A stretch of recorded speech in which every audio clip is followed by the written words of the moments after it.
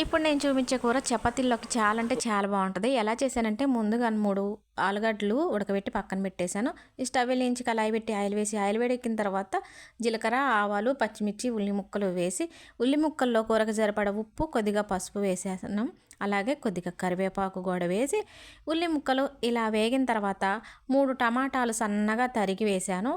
టమాటాలు వేసిన తర్వాత గరిటతో తిప్పి ఒక 15 నిమిషాల పాటు ఇలా మూత పెట్టి ఉంచేసి 15 నిమిషాల తర్వాత మూత తీసి ఒక స్పూన్ అల్లం వెల్లుల్లి పేస్ట్ వేసి అల్లం వెల్లుల్లి పేస్ట్ పచ్చివాసన పోయిన తర్వాత ఉడకబెట్టిన బంగాళదుంపలు కూడా వేసుకోవాలి. ఈ కూర గ్రేవీ కోసం ఒక టమాటా, ఒక స్పూన్ ఉల్లి ముక్కలు, ఒక స్పూన్ కొబ్బరి పొడి, కొద్దిగా కొత్తిమీర వేసి మిక్సీ పెట్టుకోవాలి పేస్ట్ లాగా.